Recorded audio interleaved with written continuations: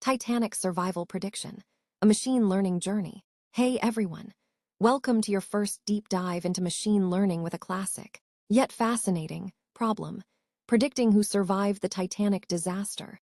This project is a fantastic way to grasp the entire machine learning pipeline, from raw data to a working prediction model. Step 1. Getting our hands on the data. First things first, we need our data. We'll be using two CSV files, train, CSV and test, CSV, both readily available on Kaggle. We load them into our Python environment using pandas, a powerful library for data manipulation. We combine them temporarily, which is a clever trick to ensure our preprocessing steps are consistent across both datasets. Take a peek at the head of our data. You'll see columns like age, sex, P class, passenger class, fare, and, importantly for our training data, survived. The info method gives us a quick summary, highlighting any missing values right away. Step 2. Exploring our data, the EDA phase. Now for the fun part, exploratory data analysis, or EDA. This is where we become data detectives, looking for patterns and insights. We use libraries like Matplotlib and Seaborn to visualize our data. We start by looking at the overall survival rate. Was it high or low? Then we break it down. What was the survival rate by gender? You'll quickly notice a significant difference. Women had a much higher chance of survival. How about by passenger class, P class? Did being in first class improve your odds? Absolutely. We also explore the age distribution and how it relates to survival.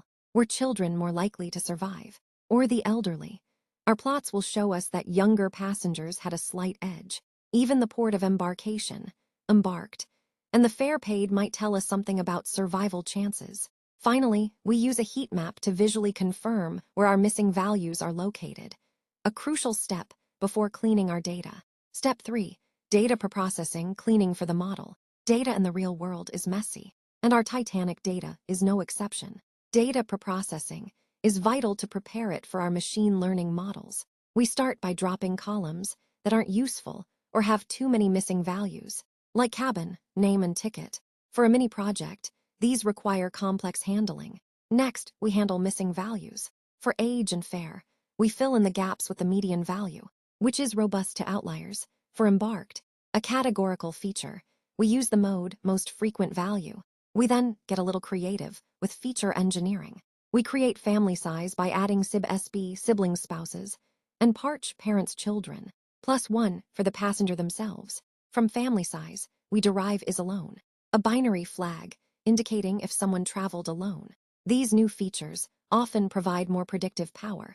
Finally, we prepare our categorical data. Sex is converted to numbers using label encoding, 0 or 1. Embarked and P class are transformed using one-hot encoding, creating new columns for each category, preventing the model from assuming an artificial order. Numerical features like age and fare are then scaled using standard scaler. This ensures all numerical features contribute equally to the model, preventing features with larger values from dominating. Step 4. Model selection and training. With our data squeaky clean, it's time to choose and train our models. We're focusing on 3 common classification algorithms. Logistic regression, a simple yet powerful linear model that's great for binary classification. Decision tree classifier, a nonlinear model that makes decisions based on a tree-like structure. K-nearest neighbors, KNN, a non-parametric model that classifies based on the majority class of its K closest data points. We split our process training data into a smaller training set and a validation set. The training set is for the model to learn from, while the validation set helps us evaluate how well it generalizes to unseen data. Step 5. Model evaluation. How do we know which model performs best? We use evaluation metrics. Accuracy, the most straightforward metric, simply the proportion of correct predictions. Precision, out of all the passengers our model predicted would survive, how many actually did? High precision means fewer false positives. Recall, out of all the passengers who actually survived, how many did our model correctly identify? High recall means fewer false negatives. F1 score.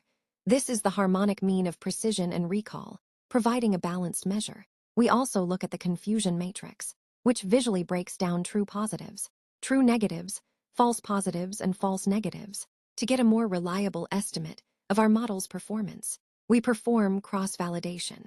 This involves training and testing the model on different subsets of our data multiple times, giving us a more robust average performance score.